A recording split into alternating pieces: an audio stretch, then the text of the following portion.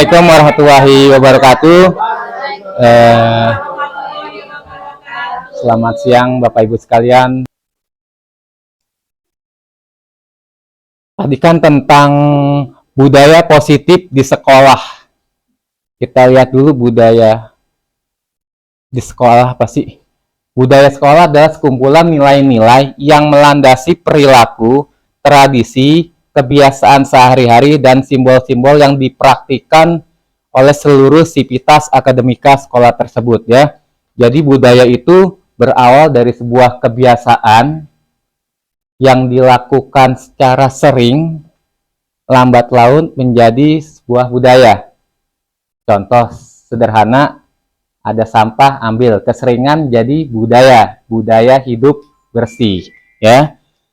Nah, yang dipraktikkan oleh seluruh sivitas akademika sekolah tersebut. Sivitas akademika ini bukan hanya peserta didik, tapi semuanya. Ada peserta didik, pendidik, tenaga kependidikan, ya, termasuk juga orang tua siswa, ya, tokoh itu, dan semua yang terikat oleh institusi ini. Namanya itu sivitas akademika, ya. Tuh.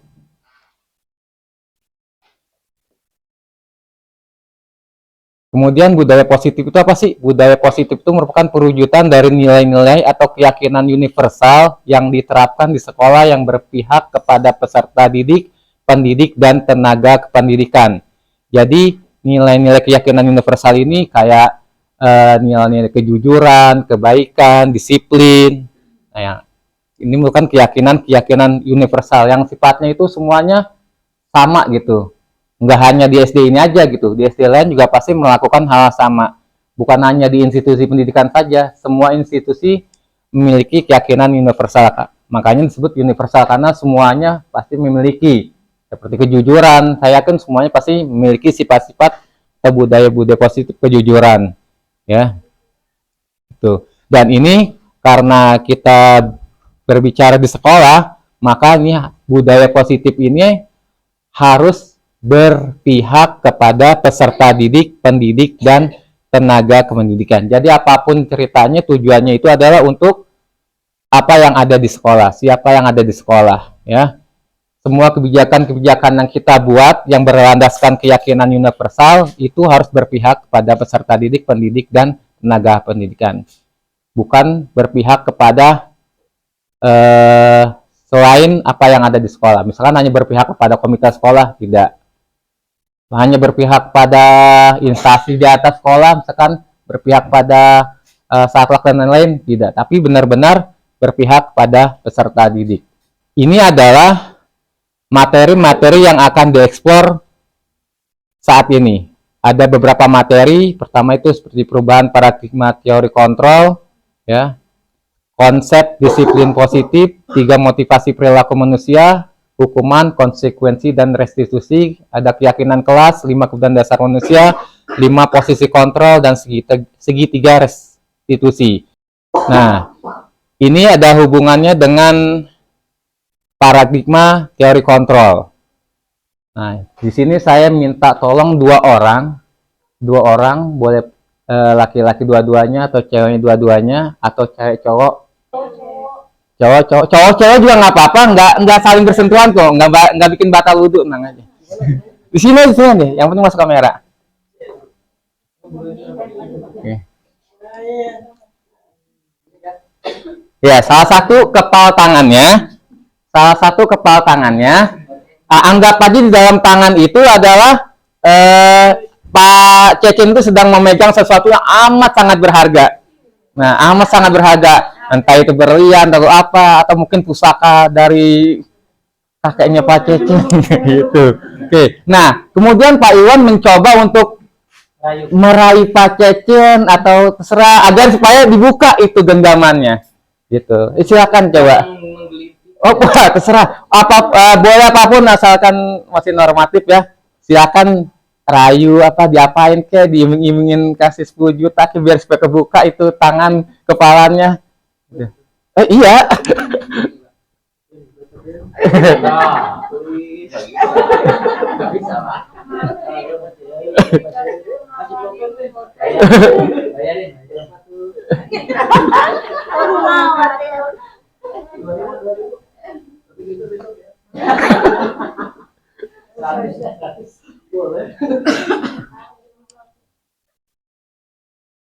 Udah dibuka? Oke, baik. Silakan duduk ya. Di situ. Bisa bukain lagi. Oke, baik. Terima kasih Pak Cecen dan Pak Iwan. Oke. Menurut Bapak Ibu, menurut teman-teman sekalian, dari adegan tadi, siapa yang memiliki kontrol dan siapa yang dikontrol? Apakah Pak Cecen yang memiliki kontrol atau Pak Iwan yang memiliki kontrol? Atau terbalik? Pak Cecen yang memiliki kontrol. Ada yang lain? Pak Iwan yang memiliki kontrol. Oke, baik.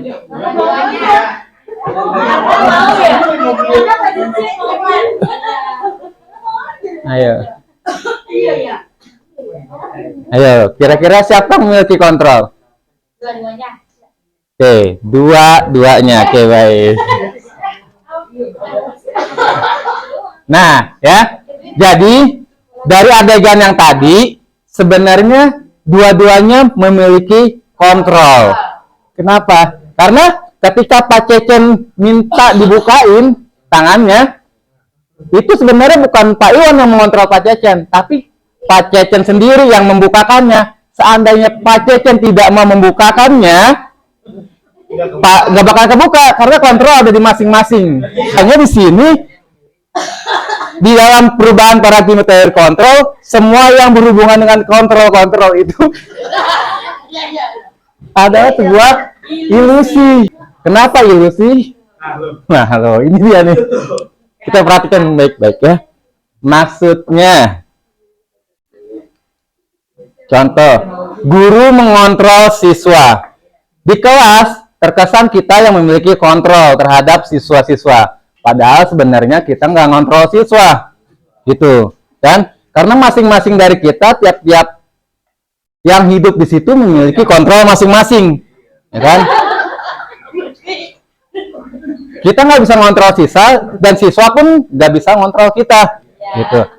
Terus kok bisa berjalan? Anak-anak bisa patuh. Karena adanya peraturan atau keyakinan kelas yang sama-sama ditetapkan. Jadi kita semua menjalankan peraturan masing-masing gitu yang telah ditetapkan oleh kita semua masing-masing.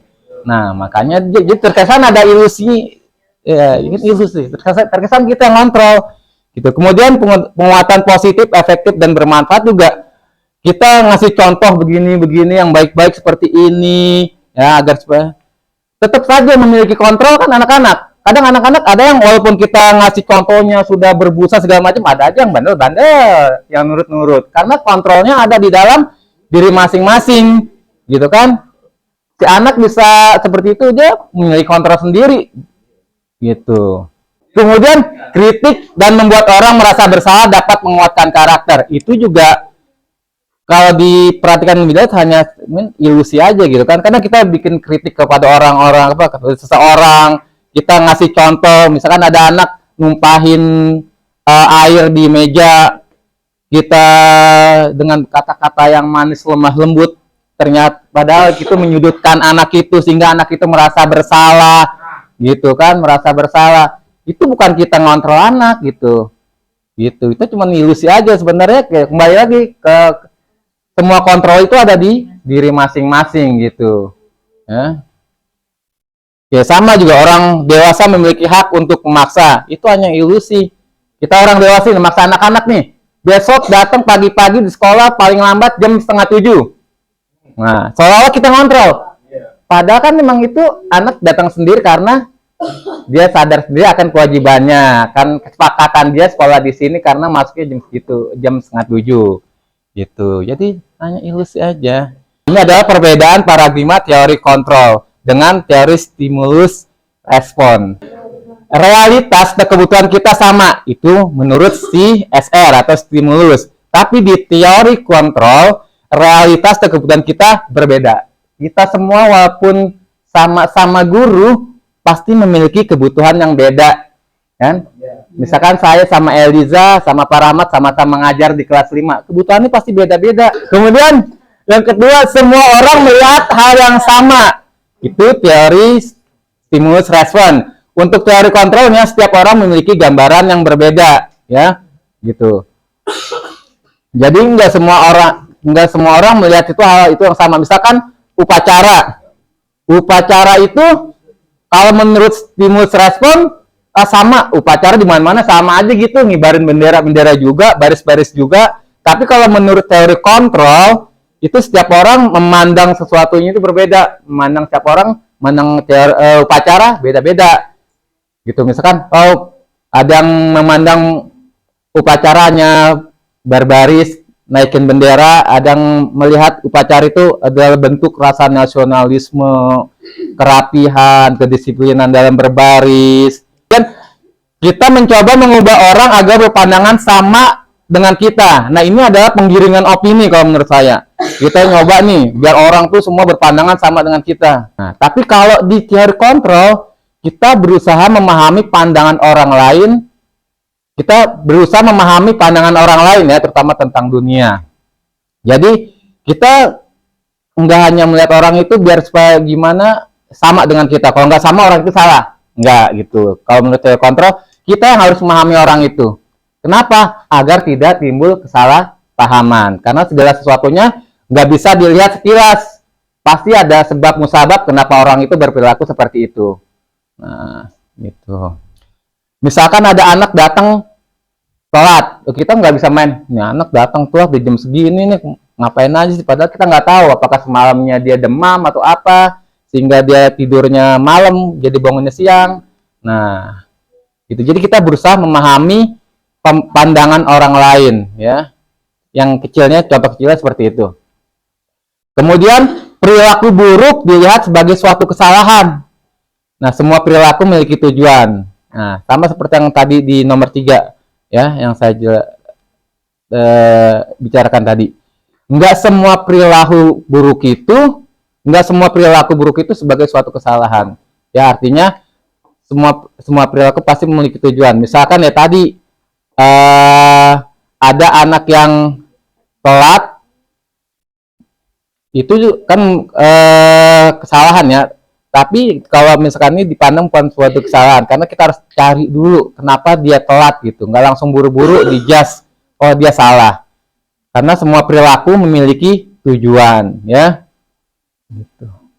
Kemudian orang lain bisa mengontrol saya, ini stimulus respon. Di teori kontrol, hanya Anda yang bisa mengontrol diri Anda sendiri. Saya bisa mengontrol orang lain. Di teori kontrol, Anda tidak bisa mengontrol orang lain. Karena setiap masing-masing individu itu memiliki kontrol sendiri. Kemudian pemaksaan pada saat bujukan gagal. Tapi di teori kontrol, pemaksaan ini diganti dengan kolaborasi dan konsensus. Kita nggak harus memaksa ke anak, tapi kita buat konsensus dulu atau kolaborasi, kerjasama dan membuat konsensus, ya, membuat kesepakatan. Karena kan konsensus ini berasal dari dalam diri sendiri. Kalau dari dalam diri sendiri, artinya itu kita artinya nggak bisa memaksa, nggak usah maksa-maksa lagi karena memang udah dari dalam dirinya sendiri, gitu. Iya. Kemudian kalau di stimulus respon, model berpikir menang atau kalah. Ya guru harus menang, murid harus kalah, harus ngikutin guru. Nah, sedangkan kalau misalkan teori kontrol, ini menciptakan sama-sama berpikir menang-menang.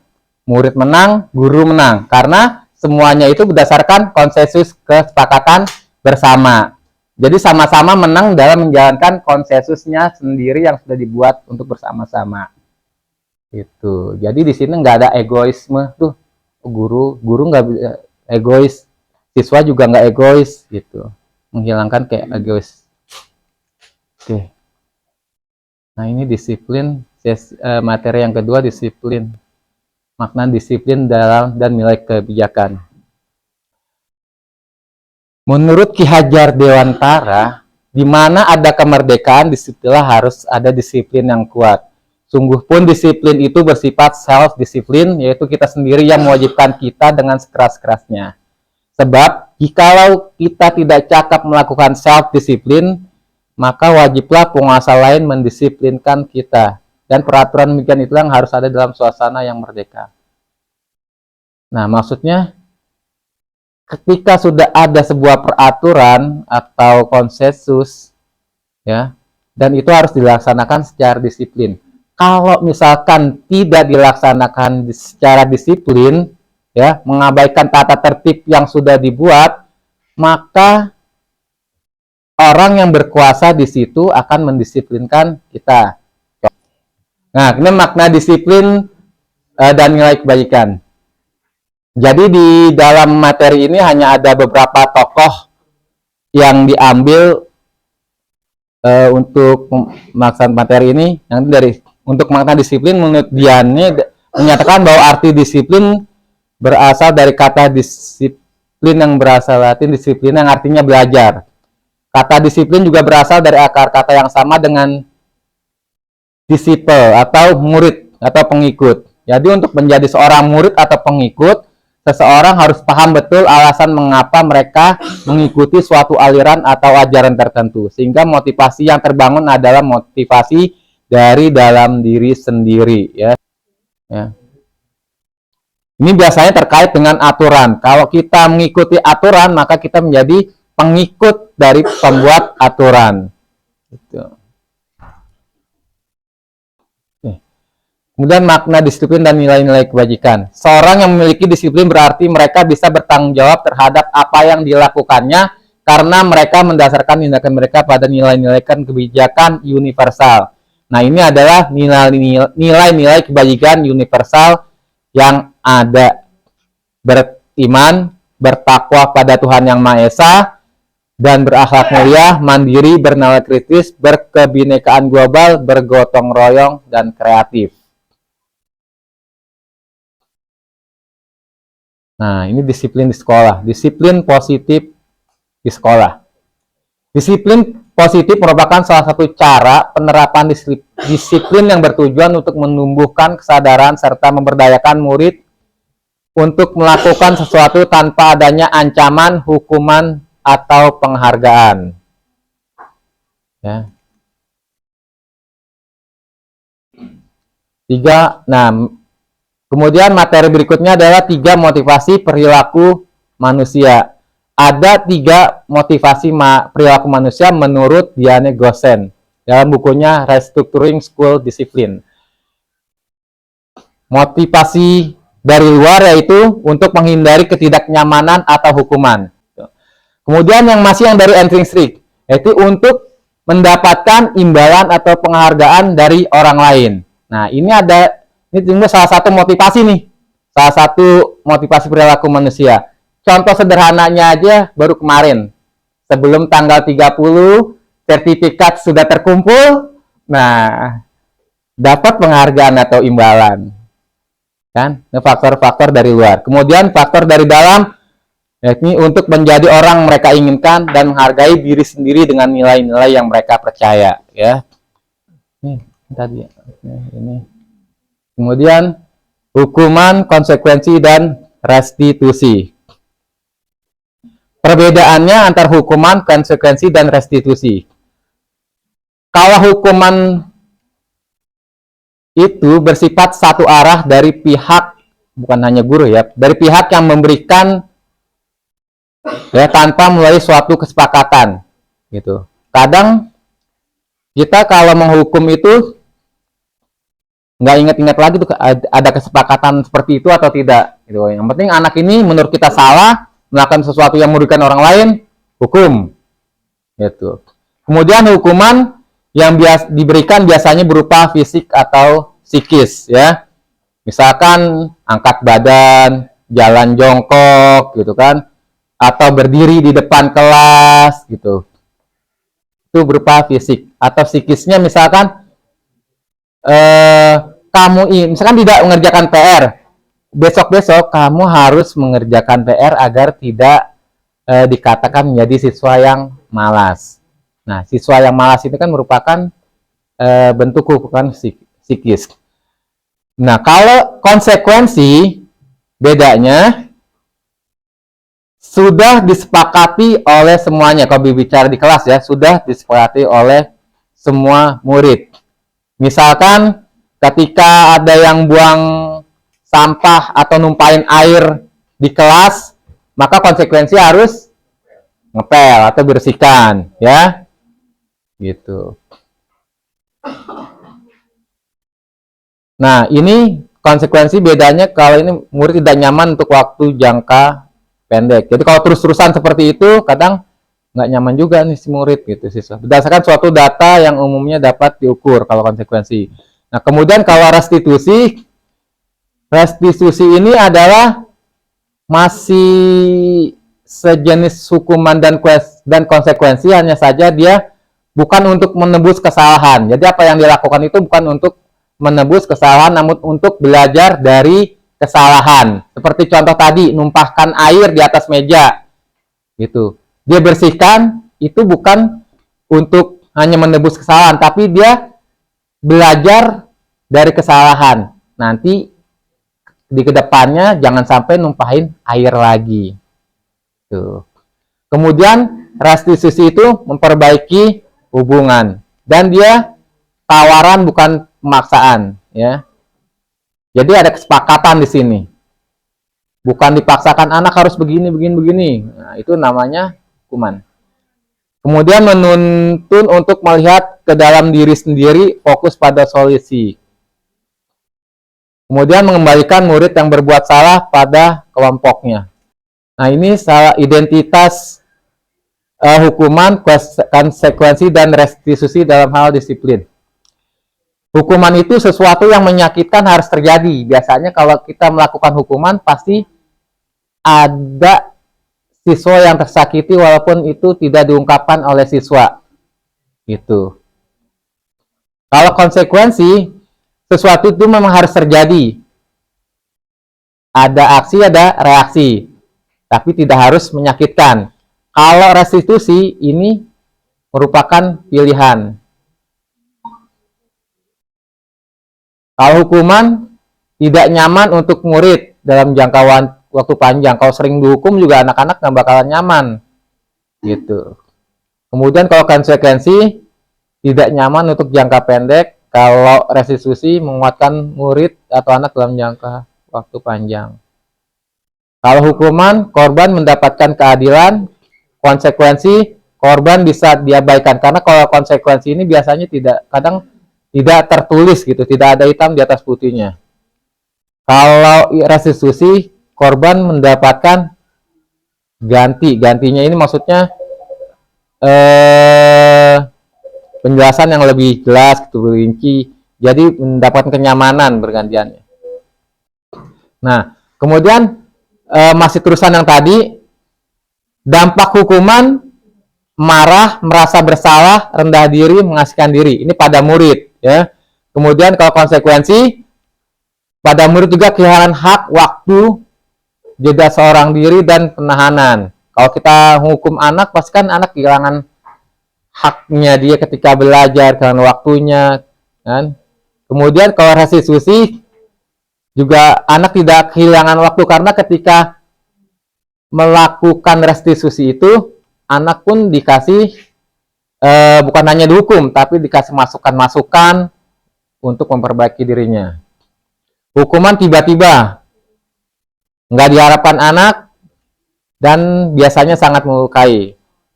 Misalkan anak tiba-tiba anak berisik, nah kita pun tiba-tiba menghukum anak, gitu.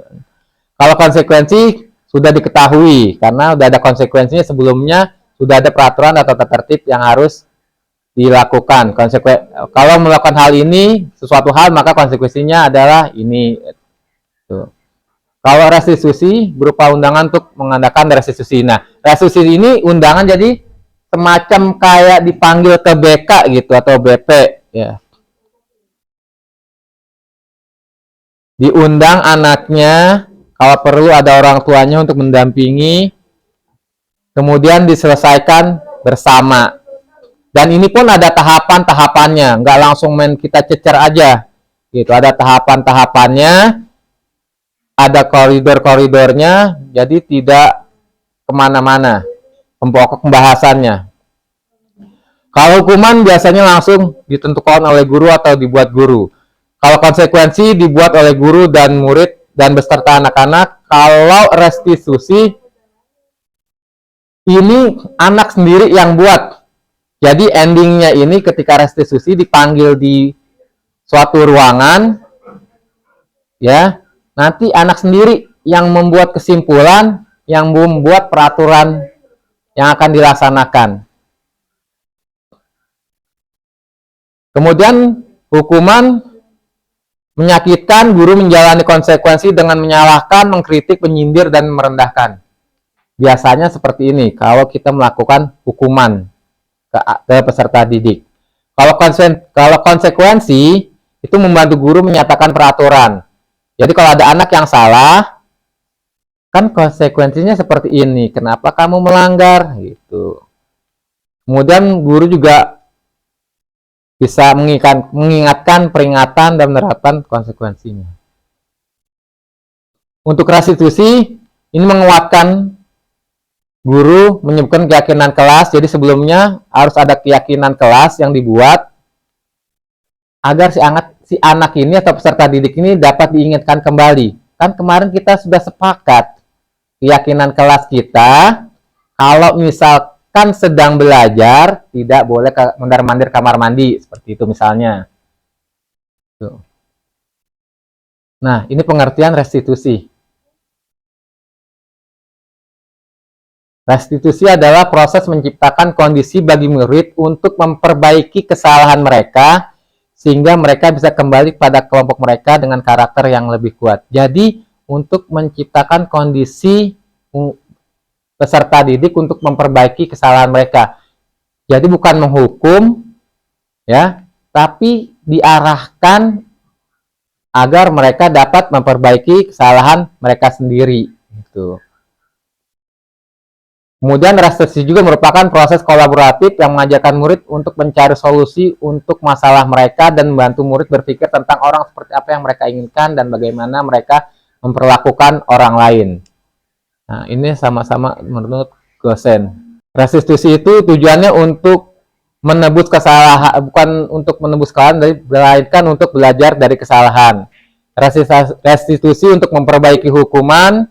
Restitusi adalah tawaran bukan paksaan. Kemudian restitusi menuntut untuk melihat ke dalam diri sendiri, fokus pada solusi, mencari kebutuhan dasar yang mendasari tindakan. Nah, ini contoh.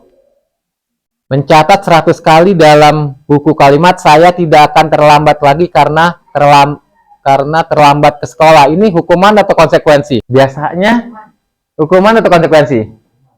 Hukuman. Oke. Lari mengelilingi lapangan basket 2 kali karena terlambat hadir di sekolah. Itu konsekuensi atau hukuman? Biasanya hukuman ya. Kemudian murid diminta untuk kemudian membersihkan coretan yang dibuatnya di meja tulis. Nah, itu ada konsekuensi. Karena konsekuensinya kalau bikin coret-coretan, konsekuensinya harus dibersihkan. Murid diminta untuk push up 15 kali karena menggunakan masker karena tidak menggunakan masker ke sekolah. Hukuman ya. Menggantikan penggaris teman yang dipatahkannya. Konsekuensi. Dijemur di lapangan basket pukul 12 siang karena ngobrol dengan teman. Hukuman. Membersihkan tumpahan air di meja karena kesenggol pada saat belajar. Konsekuensi. Jadi yang paling berat apa nih? Hukuman atau konsekuensi? Iya. Kalau konsekuensi dari dalam diri apa luar diri? Dari dalam diri kan, merasa salah kan, kita ini kan gitu. Kalau hukuman biasanya lebih menyakitkan, tertulis kan, kemudian sepihak biasanya. Nah, ini dihukum oleh penghargaan. Jadi ternyata penghargaan itu kalau menurut pelatihan kemarin itu sesuatu yang kurang baik ya. Tapi lihat dulu latar belakangnya seperti apa. Ya, reward-reward seperti itu ya. Saat kita berulang kali menjanjikan hadiah kepada anak-anak agar berperilaku bertanggung jawab, atau kepada seorang murid agar mempelajari sesuatu yang baru, atau kepada seorang karyawan agar melakukan pekerjaan yang berkualitas, maka sebenarnya kita sedang berasumsi bahwa mereka tidak dapat melakukannya atau mereka tidak akan memilih untuk melakukannya. Ya. Jadi apa yang mereka lakukan karena adanya suatu penghargaan. Kalau nggak ada penghargaan, yakin nih kalau nggak ada penghargaan nggak bakal dikerjain sama anak-anak kan gitu. Kalau sudah keseringan dikasih penghargaan, gitu.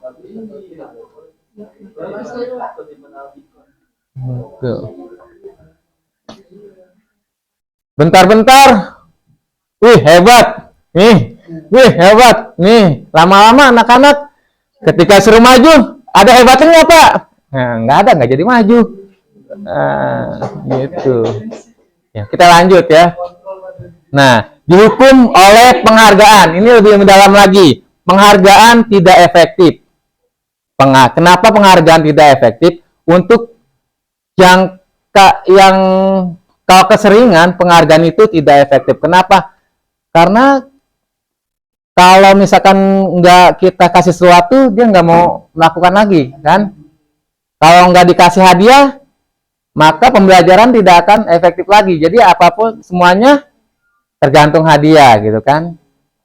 Gitu. Penghargaan merusak hubungan.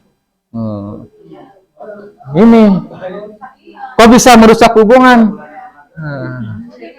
Contoh, misalkan dalam satu kelas ini ada namanya Andi, kemudian ada namanya Budi, ada namanya Dewi. Nah, Lani, teman-temannya itu 6 ya, gitu. Dayu, Lani, Edo, Udin, Siti, siapa lagi? Benny. Nah, di antara ke-6 ini ternyata ketika materi sudah selesai dipaparkan oleh gurunya, ditanya satu-satu, yang sering menjawab itu adalah Benny. Karena Benny selalu dikasih penghargaan. Ketika sesi berikutnya lagi, ketika sang guru bertanya kepada peserta didiknya, siapa yang bisa menjawab? Jawabnya apa anak-anak? Ya paling Benny lagi. Udah lu aja deh yang sekolah. Iya, orang lu sekolah. Gitu. Lu lagi Bang, gitu ya. Ya gitu. Nah, akhirnya merusak hubungan tuh. Jadi nggak harmonis. Akhirnya yang pinter-pinter, yang kurang-kurang. Gitu kan, pada ngegeng tuh. Malas sama dia.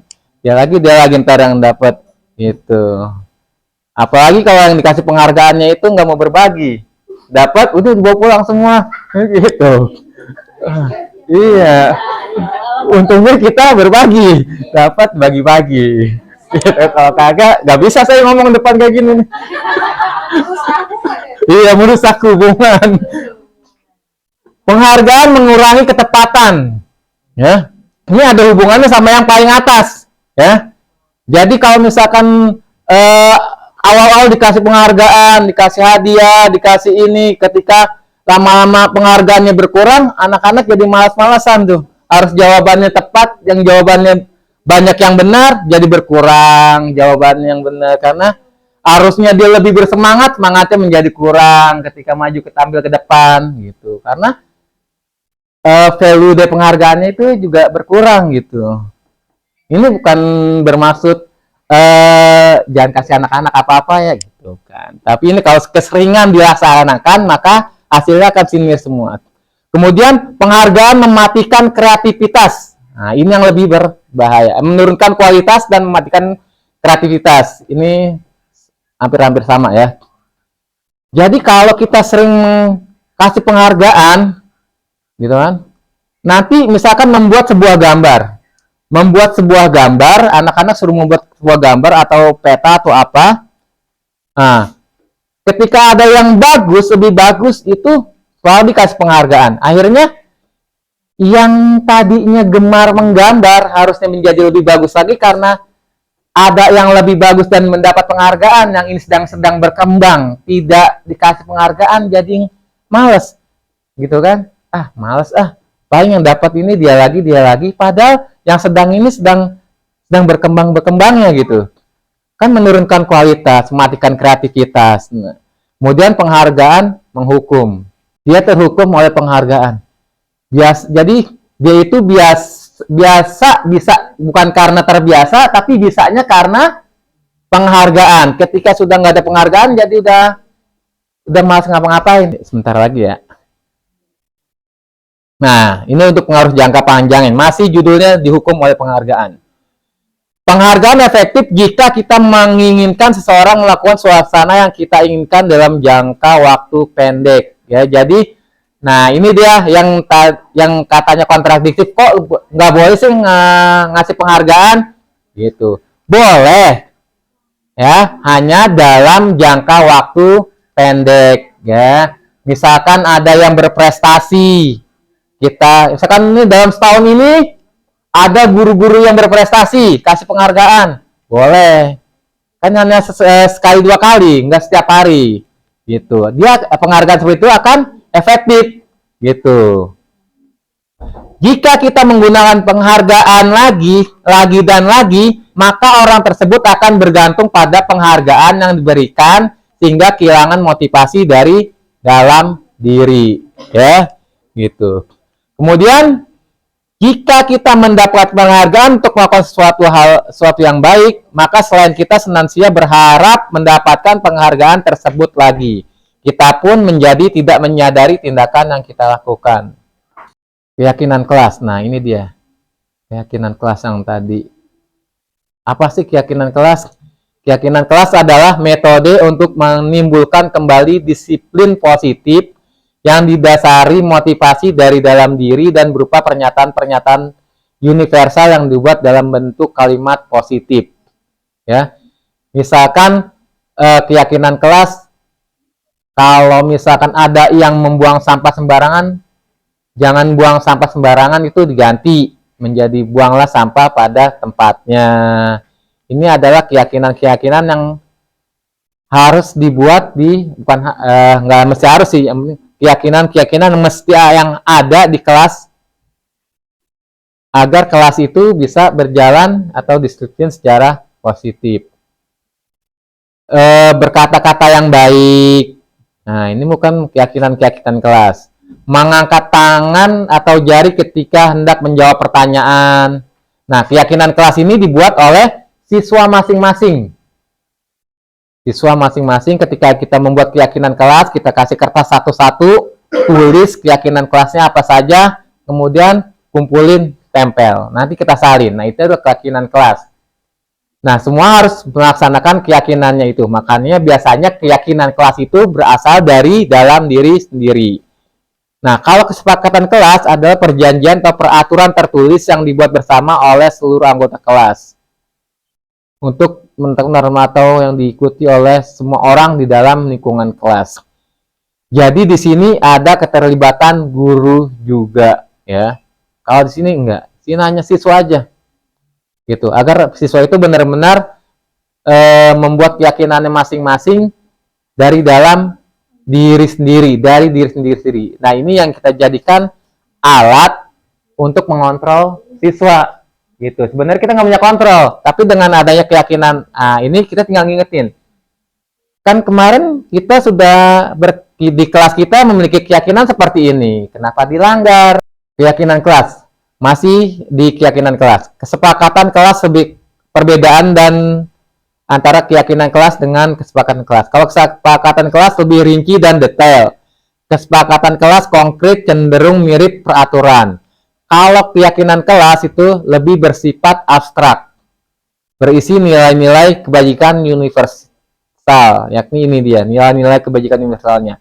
Nilai kebajikan universal yang disepakati secara tersirat dan terlepas dari latar belakang, suku, agama, budaya, dan sebagainya. Yang tadi yang kejujuran, segala macam gitu. Jadi terlepas dari suku, agama, budaya, dan lain-lain. Dan sebagainya. Nah, keyakinan dan kesepakatan kelas. Masih materi keyakinan dan kesepakatan kelas. Ini kesepakatan kelas, datang tepat waktu, mengumpulkan PR tepat waktu, piket membersihkan kelas sesuai jadwal, mengucapkan salam ketika masuk ke kelas, meminta izin guru ketika keluar kelas. Ini kesepakatan kelas. Keyakinan kelasnya beriman dan bertakwa pada Tuhan, saling menghormati, disiplin, dan bertanggung jawab. Ini keyakinan kelas. Ketika ada teman yang saling mengatain atau saling mengejek, maka kita tinggal mengingatkan keyakinan kelas kita sendiri. Bukankah kita sudah membuat keyakinan kelas untuk kalau kita harus saling menghormati? Warahmatullahi wabarakatuh.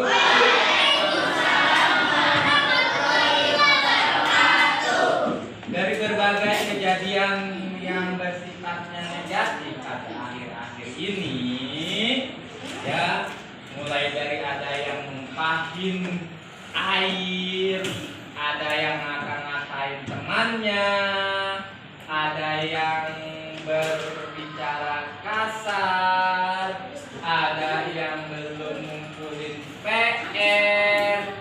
Terus kalau ditanya udah sholat subuh, masih ada yang belum sholat subuh. Oke.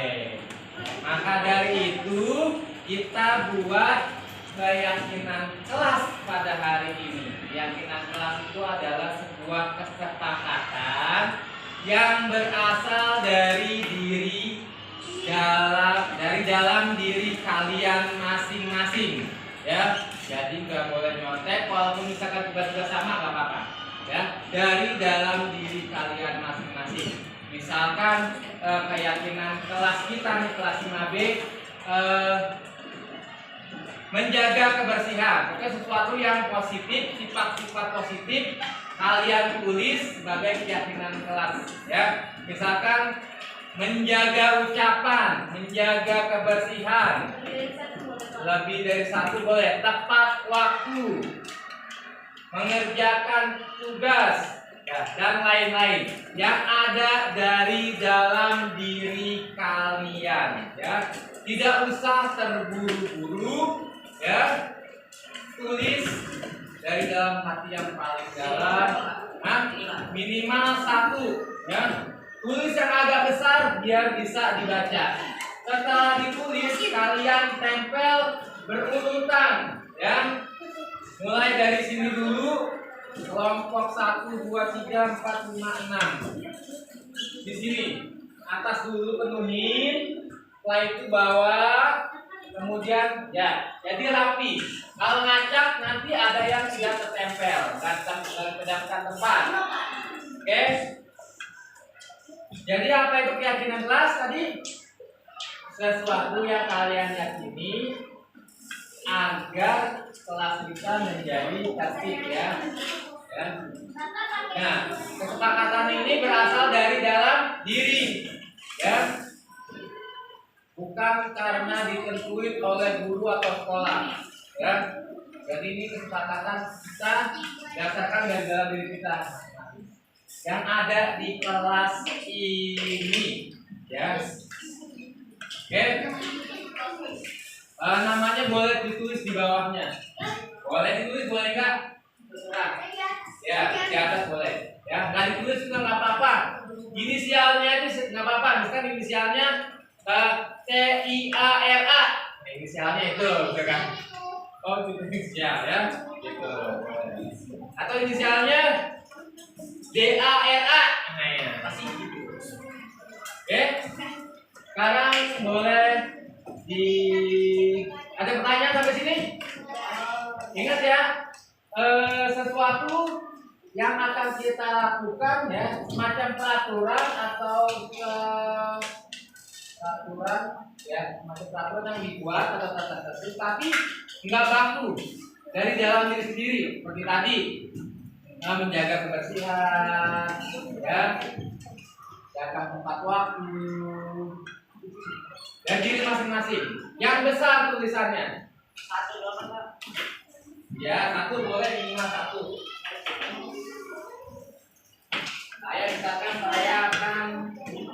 Saya akan menulis. Ini keyakinan kelas juga nih. Ya, ini keyakinan kelas sudah jujur. Kalau jujur tadi saya nggak mau. Ini keyakinan kelas. Kita semua harus jujur. Setelah ditulis jujur. Nanti kalau kumpulkan. Nah, baru kumpulin deh.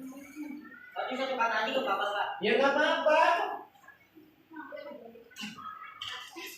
Kalau Bapak jujur. Ya. Maksudnya misalnya maksud. Iya. Maka keyakinan kelas kita semua harus jujur. Berkata baik. Apa? Saling menolong boleh. Tapi dari dalam, ya boleh. Dari dalam diri sendiri, ya. Boleh.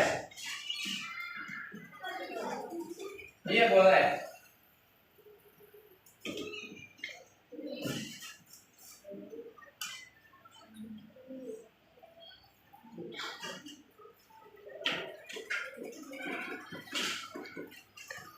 Sendiri.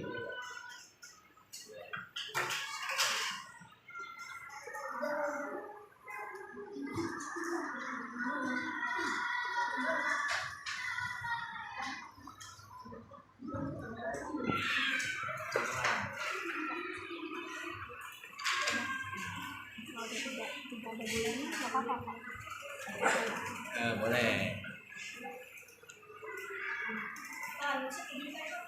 Ya, usahakan jangan ada kata-kata jangan dan tidak. Usahakan, tapi kalau berani nggak? Ya Bapak terlanjur. Oh, iya. Ya udah terlanjur. Iya, udah nggak apa-apa. Itu oke gitu.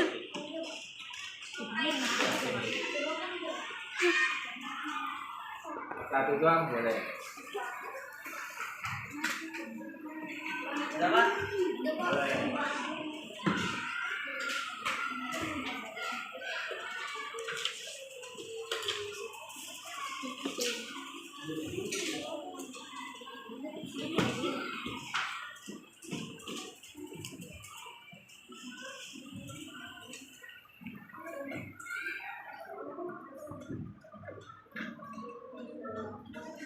Selesai?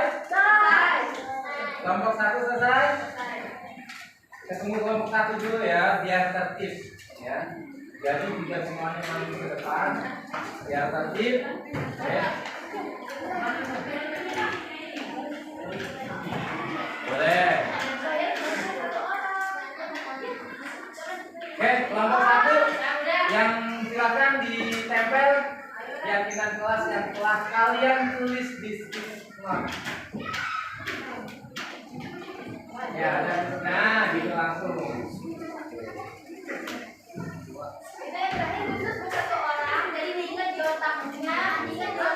Ya, kalau sudah duduk. Ayo kita ada pelajaran berikutnya.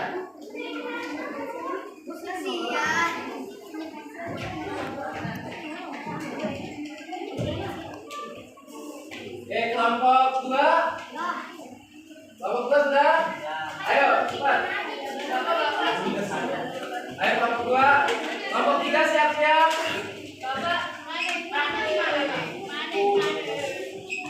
Ayo pergi. Sampingnya boleh, boleh.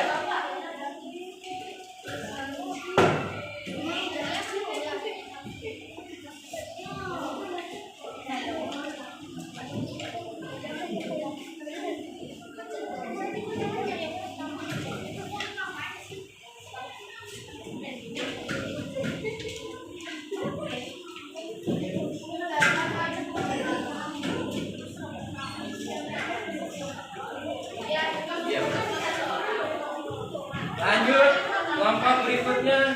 Ya.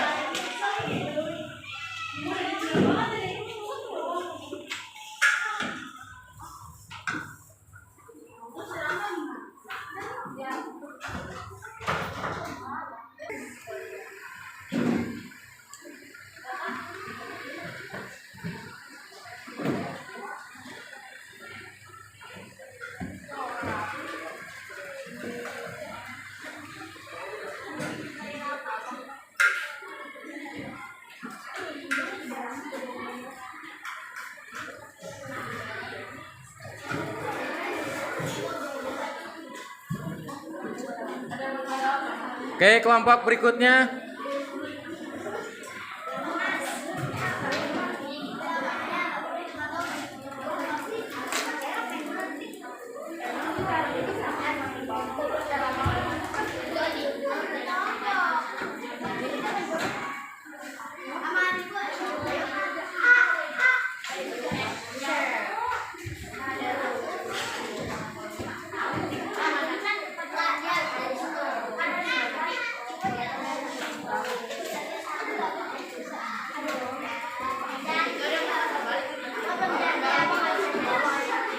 Kelompok berikutnya.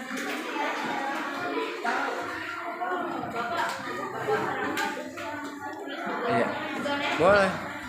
Gak nempel. Rama ambil yang baru yang banyak nggak apa-apa.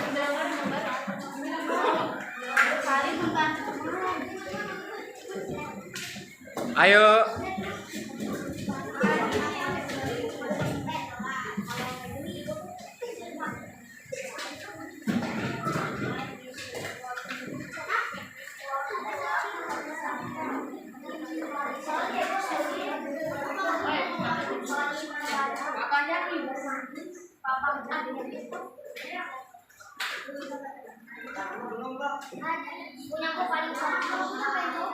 Ayo.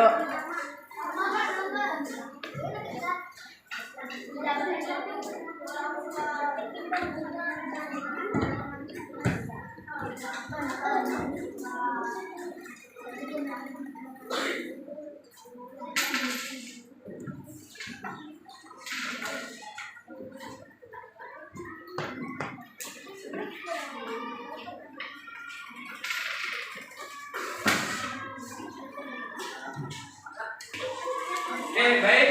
Alhamdulillah kalian sudah menuliskan beberapa nilai kebajikan yang akan dijadikan keyakinan kelas untuk kelas kita kelas 5B. Ya. Nah, yang di depan ini adalah keyakinan kelas kita ya, keyakinan kelas 5B. Jadi segala sesuatunya nanti akan dihubungkan dengan keyakinan kelas yang telah kalian buat seikhlas-ikhlasnya, sejujur-jujurnya. Ini kan jujur dari hati yang paling dalam ya. Nah, jadi kalau misalkan apa-apa, nanti kita hubungkan dengan keyakinan kelas. Misalkan ada temannya yang nggak bisa atau kurang bisa, maka keyakinan kelasnya apa? Saling membantu, saling menolong ya. Itu harus dipegang, dijadikan sebagai prinsip bagi kelas kita sendiri ya. Kalau ada yang kotor di sini, keyakinan kelasnya ada yang membersihkan lingkungan.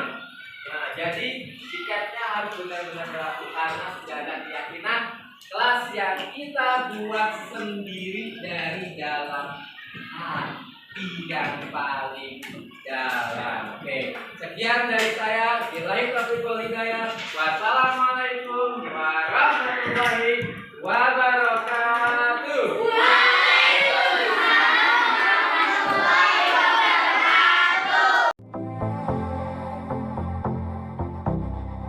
Nah, kemudian materi berikutnya adalah 5 kebutuhan dasar manusia. 5 kebutuhan dasar manusia itu ada bertahan hidup, kasih sayang, penguasaan, kebebasan, kesenangan. Bertahan hidup ini manusia bertahan hidup meliputi kebutuhan fisiologi, biologis, dan psikologi. Fisiologi ini kayak sandang, pangan, dan papan. Nah, ini fisiologi.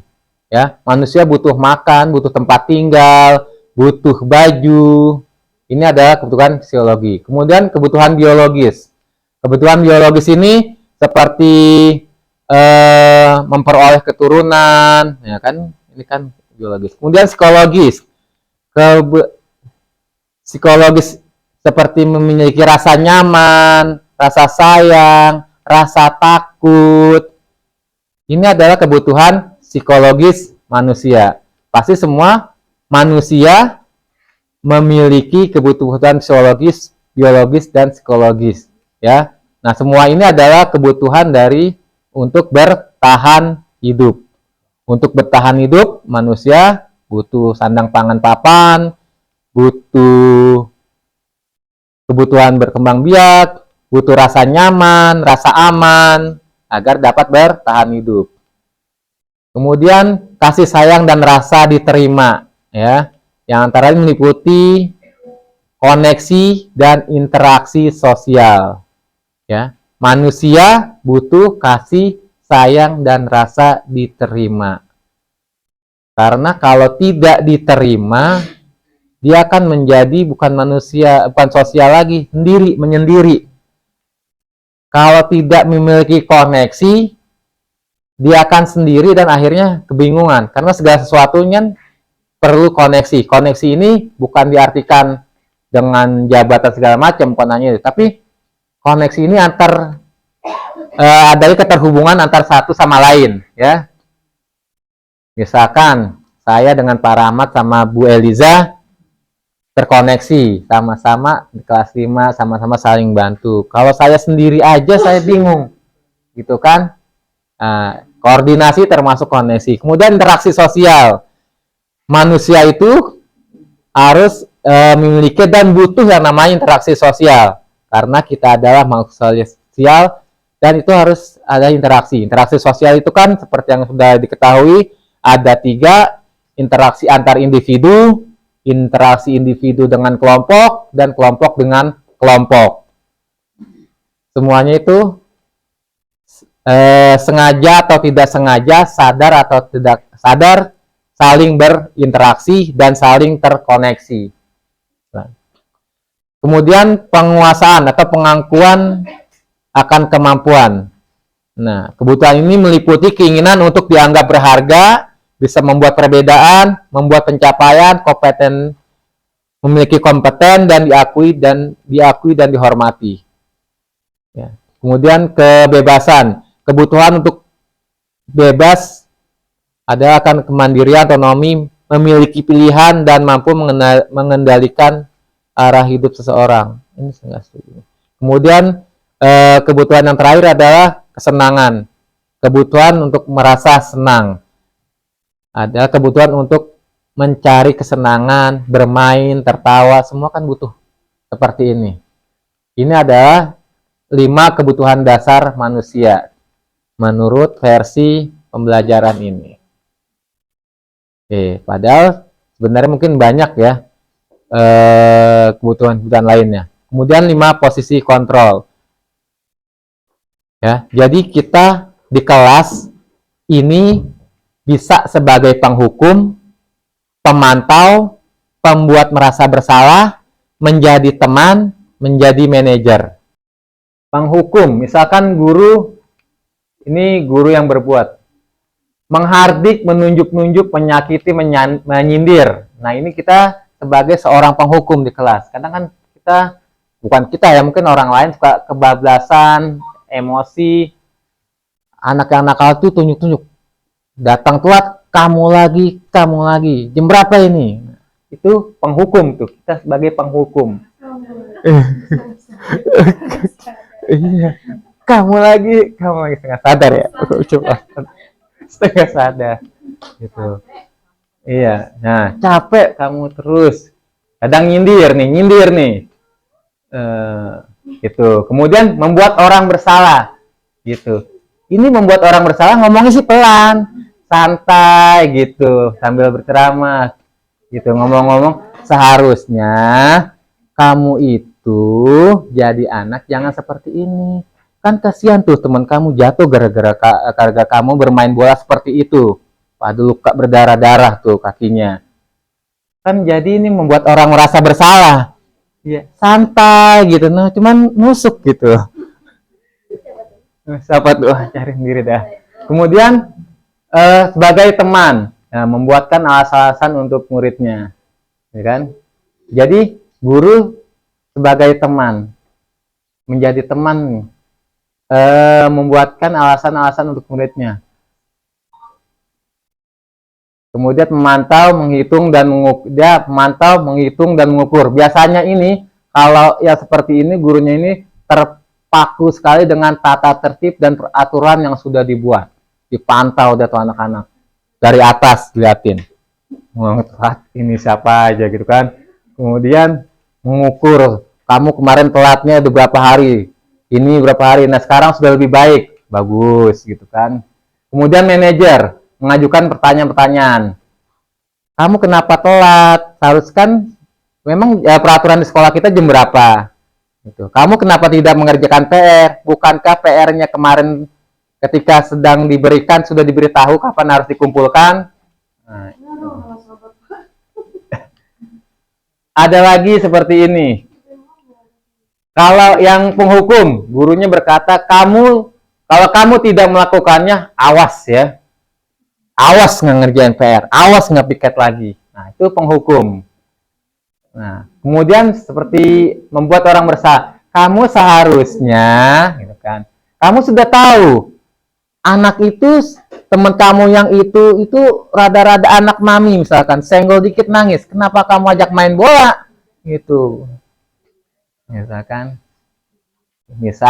kemudian teman, sebagai teman, misalkan anaknya itu disuruh maju suruh baca, misalkan ada mau supervisi di kelas, anaknya di satu-satu tanya, ayolah demi ibu deh, kamu ntar kalau ditanya jawab ya, kamu kan baik, kita kan teman, kita kan CS.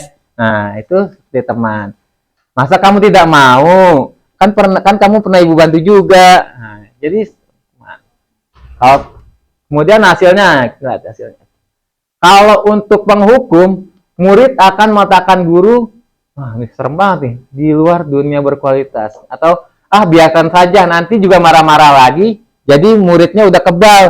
Murid dia mau ngomel nih, antar juga, sebentar juga, neta juga dimarah lagi, biarin aja udah. Gitu. Akhirnya, dia akan selalu mengulangi kesalahan siswanya. Kalau pembuat orang bersalah, muridnya kan berkata, maafkan saya. Udah jam 3 ya? Alarm. Oke. Baik. Terima kasih Bu Reza udah ngingetin. Oke. Nah, ini segitiga restitusi. Ini semacam kayak guru BK, ruang BK ya, pembinaan.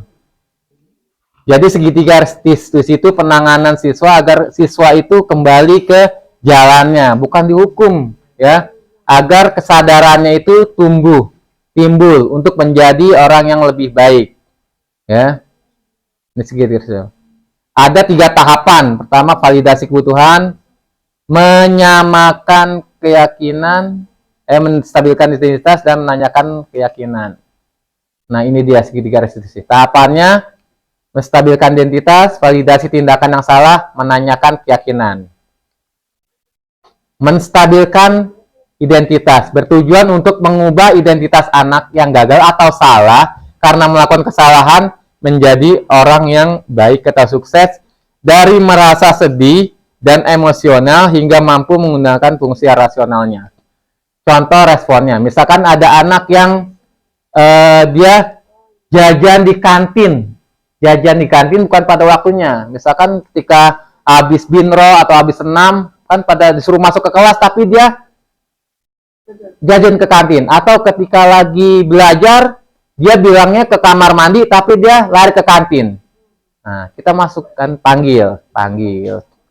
Kita jangan langsung tunjuk-tunjuk, kamu ini yang temannya lagi belajar, enak-enakan di kantin. Nggak bisa seperti itu. Tapi kita stabilin dulu nih, kita tenangin anaknya. Gitu. Kamu kenapa? Yang lain belajar ke kantin. Gitu kan? Gitu. Tapi jangan seperti itu. Saya juga, misalkan kita contohin juga, dulu juga Bapak seperti itu, gitu kan? Nah, kalau misalkan lapar, kita ke kantin, tapi ini kan bukan waktunya, gitu. Dan ini panjang nih, gitu. Kemudian yang tahapan keduanya, validasi tindakan yang salah. Proses ini untuk memahami kebutuhan apa yang sedang berusaha dipenuhi oleh peserta didik, bukan berarti menguatkan tindakan yang salah yang dilakukan oleh peserta didik, ya. Namun di sini lebih menguatkan pemahaman kita akan alasan dari peserta didik tersebut melakukan tindakan itu.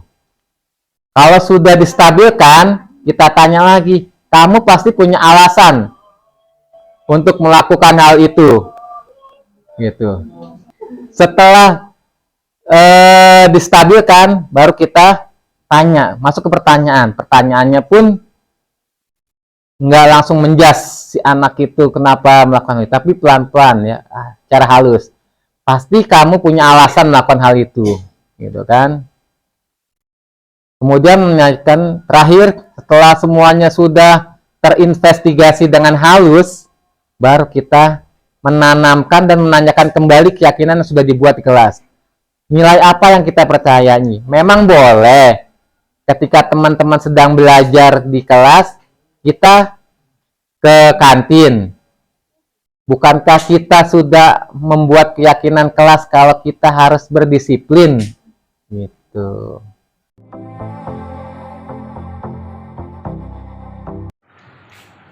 Assalamualaikum warahmatullahi wabarakatuh. Saya Ahmad Zakin Zakir dari SD Sukarno 9 Pagi akan melakukan demonstrasi tentang segitiga restitusi. Nah, di samping saya ada guru saya, ada siswa saya namanya Arya. Saat ini dia sebagai siswa yang melanggar disiplin, yakni makan di kantin sebelum waktu jam istirahat. Oke, akan kita mulai.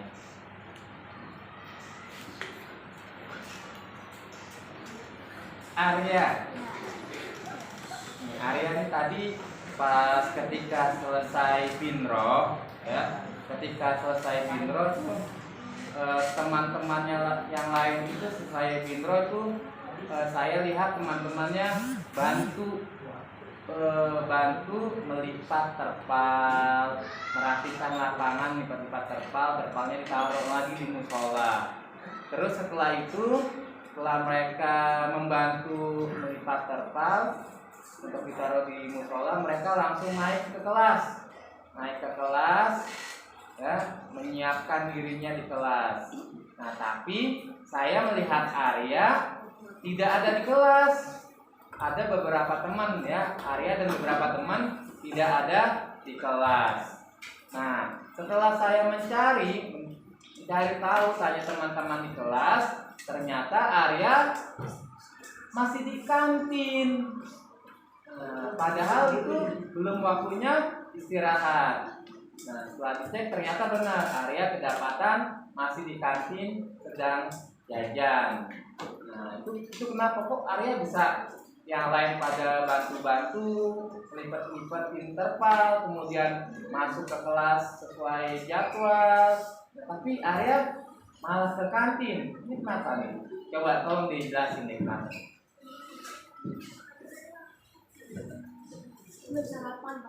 Oh, Arya belum sarapan. Jadi karena Arya belum sarapan pagi-pagi, jadi Arya ke kantin gitu.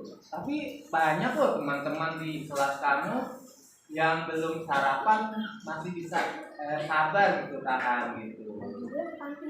Ya, itu kan baru kamu, yang lainnya kan yang lain banyak gitu. Arya, ini loh. Sebenarnya memang sih hal yang Arya lakukan itu terkadang dilakukan oleh orang lain, ya, bukan hanya orang lain.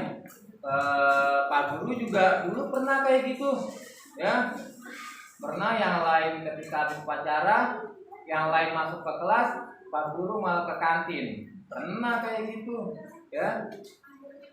Waktu itu Pak Guru sedang pusing, mual-mual, ya, perutnya mual, jadi habis itu langsung ke kantin. Aku juga sama kayak gitu, ya, gitu. Jadi bukan hanya Arya saja, gitu.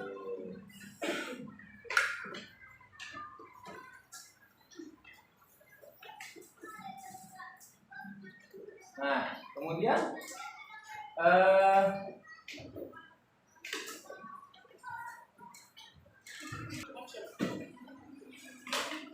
ya, jadi tadi kamu kesana itu karena kamu lapar, iya, ya.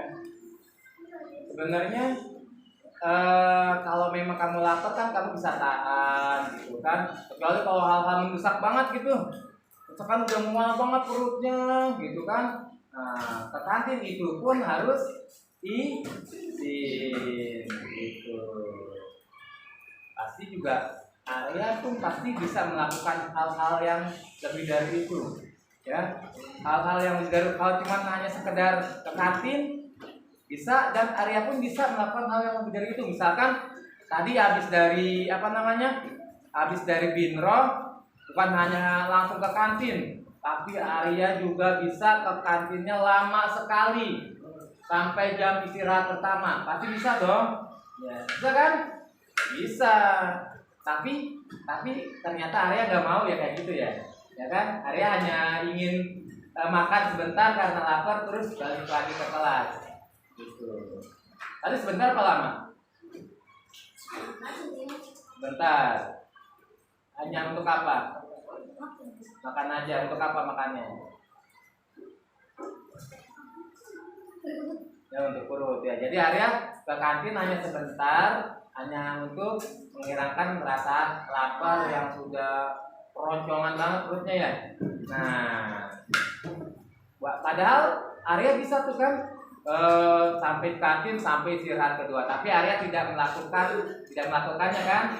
Nah, dari situ pasti Arya juga pasti bisa dong kalau hanya menahan untuk tidak ke kantin, karena intinya Arya bisa menahan tidak ke kantin sampai jam istirahat pertama, hanya untuk menghilangi rasa lapar saja gitu. Nah, alasan lain selain Arya ke kantin karena lapar, kenapa? Di rumah belum makan atau gimana? Belum makan. Kenapa? Terburu-buru atau gimana? Terburu-buru. Jadi Arya terburu-buru ke kantin karena Arya ke kantin lapar karena di rumah belum sarapan. Terburu-buru pergi ke sekolah. Kenapa terburu-buru? Apakah bangunnya kesiangan? Bangunnya kesiangan. Kenapa kesiangan? Tidurnya agak malam, ya. Gitu. Jadi besok tidurnya jangan terlalu malam agar pagi-pagi bisa bersiap sekolah. Nah, apa yang Arya lakukan itu menurut ingatan Arya nih, kan kita sudah membuat kesepakatan kelas, sudah membuat keyakinan kelas. Nah, keyakinan kelas apa yang Arya tidak patuhi pada saat ini? Kemarin kan sudah pada bikin keyakinan kelas.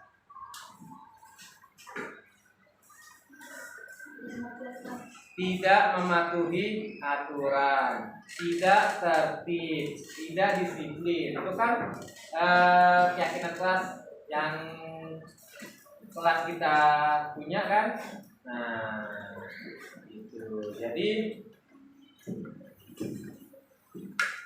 kalau bisa ya, keyakinan kelas yang telah kita buat itu kita laksanakan dengan baik ya, kita laksanakan dengan baik agar semuanya dapat berjalan dengan lancar ya, kegiatan pembelajaran dapat berjalan dengan lancar. Dan kalau kegiatan pembelajaran lancar, teman-teman semua pun akan tidak dirugikan. Kan yang belajar bukan cuma Arya saja kan, ada teman-teman lain, ada 32 anak di sini. Kalau yang nakal cuma Arya saja, maka ada 31 anak yang akan merasa dirugikan karena Arya berlaku tidak disiplin. Begitu juga teman-teman yang lain, jika teman-teman Arya yang lain tidak disiplin, maka ada teman-teman yang lainnya yang akan dirugikan dalam mengikuti pembelajaran. Tadi kita menunggu Arya loh. Arya mana ya, kok nggak datang-datang? Padahal kan mau ada kerja kelompok. Nah, kelompok Arya nungguin Arya tuh tadi tuh. Gitu, kelompok Arya tuh. Nungguin Arya aja. Karena Arya sangat dibutuhkan di kelompok. Gitu. Arya itu is the best buat kelompok Arya. Makanya Arya ditunggu-tunggu tadi. Nanya ke saya. Gitu. Saya nanya ke teman-teman, ternyata ada teman-teman yang lain masih di kantin. Gitu.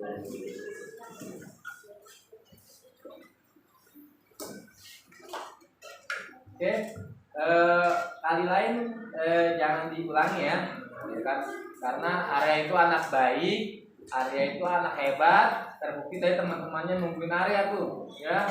Kalau Arya melakukan hal seperti ini lagi, kesian teman-temannya sudah menunggu Arya untuk belajar bersama. Oke, salaman dulu kita. Oke, baik. Sekian ilustrasi atau demonstrasi dari segitiga restitusi yang kami lakukan di kelas ini. Wassalamualaikum warahmatullahi wabarakatuh. Assalamualaikum warahmatullahi wabarakatuh. Oh, tepuk tangan buat Arya. Dan seneng deh. Terima kasih. Ya baik, terima kasih Bapak Ibu. Ya sekian dari saya. Billahi taufik wal hidayah. Wassalamualaikum warahmatullahi wabarakatuh.